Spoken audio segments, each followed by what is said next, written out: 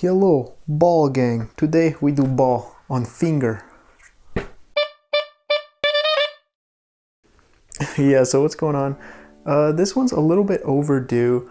I featured the ball spin in a video where I showed off some of the random skills I happen to possess, and this man right here wanted to see a tutorial on the ball spin, so I put my brain to work, collected the tips that I remember helped me nail this trick or skill down, and I'll share it with you. So grab a ball, or don't grab your balls, and we'll get right into the tips.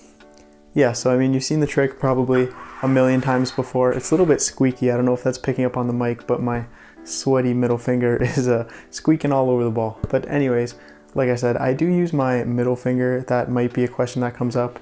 I really kind of use my fingers like the pointer and the middle finger like this, but it's really just on the middle finger. You can use your Peter Pecker pointer finger if that feels better to you. Kind of experiment with different things, but I use my middle finger, and for all the rest of this video, it'll be middle finger.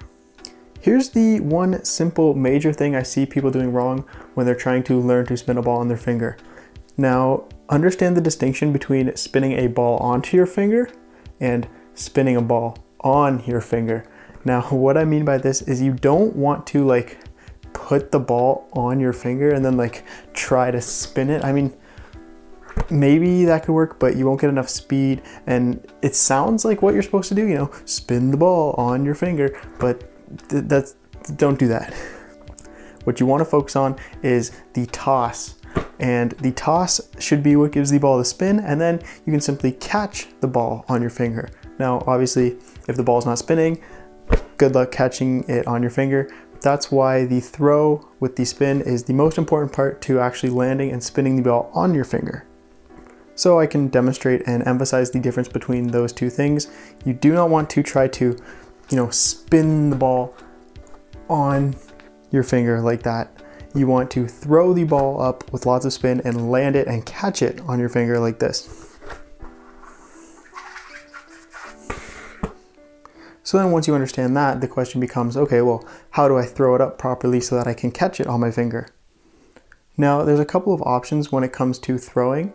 You can even throw with one hand and kind of catch it up on your finger like that. Not something I prefer, because what you're after is making sure the ball is spinning perfectly horizontally on the y-axis like this, you know, not kind of spin in any which way. And you want to make sure it's spinning fast. The more speed you have, the longer the ball will spin on your finger and the more stable it will be. So my preferred method, and the method I would suggest to you, is with your dominant hand, which is the one you're going to be, you know, catching and spinning the ball on. I should note this is same tutorial whether you're left-handed or right-handed. I'm obviously right-handed, but you'd have to mirror the movements if you want to do it on your left. But with any method of spin that you do use, make sure that the ball is spinning in such a way that the outward rotation is like towards the inside of your body. In other words, if you, with your non-dominant hand, were to like hit the ball, it would, you know, spin the right way.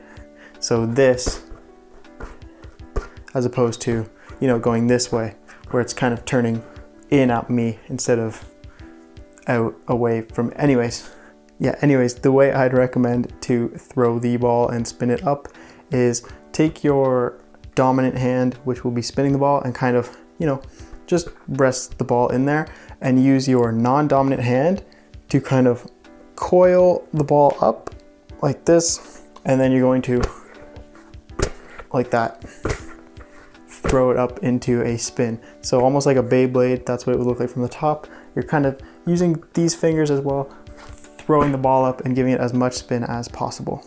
So now you've done this a couple times. You're making sure the ball is nice and spinning horizontally, and you know how to use your non-dominant and dominant hand to get the most stable, fast spin. And now the point is to catch it on your finger of choice.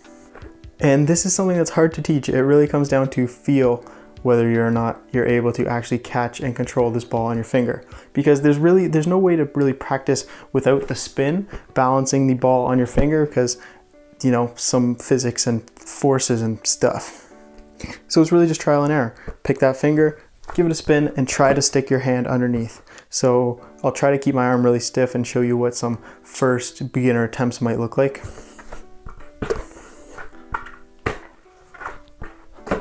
The ball is going to want to kind of jolt your finger around, and you want to make sure you keep your hand and finger really stiff so that you can find that center spinny balance point on the ball, and the ball will naturally want to sit and spin on your finger. You can even try as a beginner to just catch it in the palm of your hand rather than a fingertip and see how it feels before you upgrade to a finger.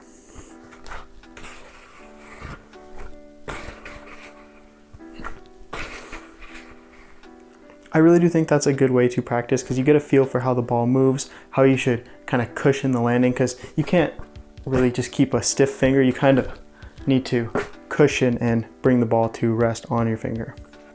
So at this point, you've got the grip it and rip it spin toss in the air. You're starting to understand how to catch the ball while it's spinning, and hopefully you're able to kind of get it wobbling on your finger.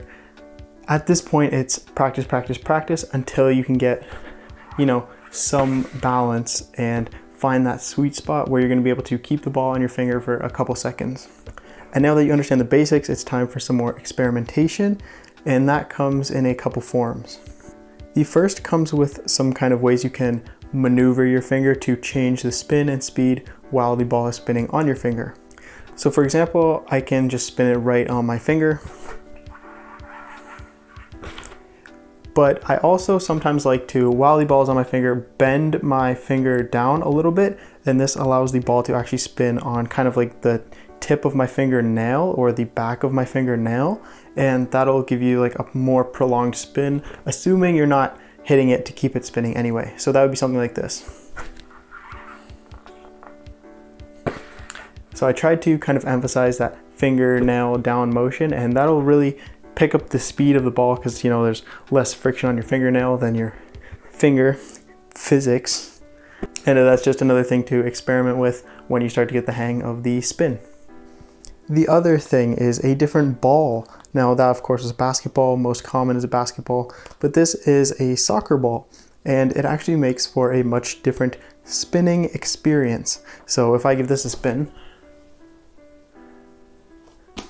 you might be able to, hear that my finger is a lot less grippy on this soccer ball, which makes it a little less controllable, but a little more quick and looks kind of cooler because it's like fast. But the balance between gripping to your finger and not gripping to your finger is really important to spinning a ball in general. And I can experiment with the different ball and the different fingernail positions on this too. And you'll start to get a feel for how you can control the ball and your finger to maximize the spin and, actually get it spinning at some point. The last thing I should touch on is the whack, whack, whack that you see, which people do to keep the ball spinning, which looks something like this.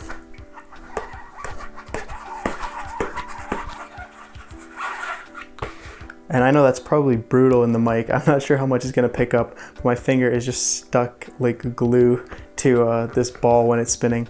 But you can see the ball as it's spinning. I'm giving it like brushing strokes with just my little fingertip pad things, and not like, I'm not smacking it with my hand. You just want to stroke your hand so that just the flick of your fingertips are hitting the edge of that ball on the inside. If you hit it too much, you'll lose control of the ball. It's happened to me 1,000,010 times, and take it from me that you want to just, even if you're like doing this and you're missing a couple strokes, that's fine, because you just want to catch it on the edge. It's pretty simple. Once you have the hang of actually spinning the ball on your finger, the hits to keep it going, I think honestly will come with much ease.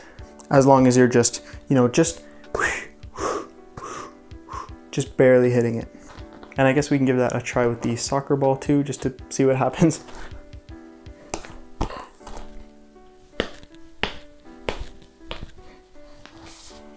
Similar, but the soccer ball definitely has a lot less grip, so it's a lot harder to control. You can see it's kind of moving around a lot more, and I'd recommend a basketball if you're just getting started.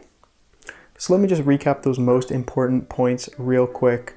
The first is that you don't want to spin the ball onto your finger. You want to throw the ball up in a spin and catch it on your finger. I prefer the middle finger, but you can experiment what works best for you. And then as for the throw, you can throw it up with one hand like so, but to get a lot of speed and when you're learning, I recommend wrapping your non-dominant hand around the ball and using it to really launch the ball quickly and spinny. Once you understand those two things, you have to experiment with catching and cushioning the catch of the ball onto your finger in that sweet spot, which, trust me, will click and come to you easier than you may think or than I may make it look. With that, it's a matter of experimentation and using your finger versus your fingernail, a basketball versus a soccer ball versus a coconut, whatever you got, give it a try. It's all about experimentation, getting a feel for things, and this video is really just the little tip of the iceberg to get you started in spinning balls. With that, I do hope it was entertaining and informative. I hope you can spin balls on your finger for the rest of your life, and I will see you the next time I make a tutorial or other random video that I do not know what else to say to encompass all the possibilities. Yeah, later.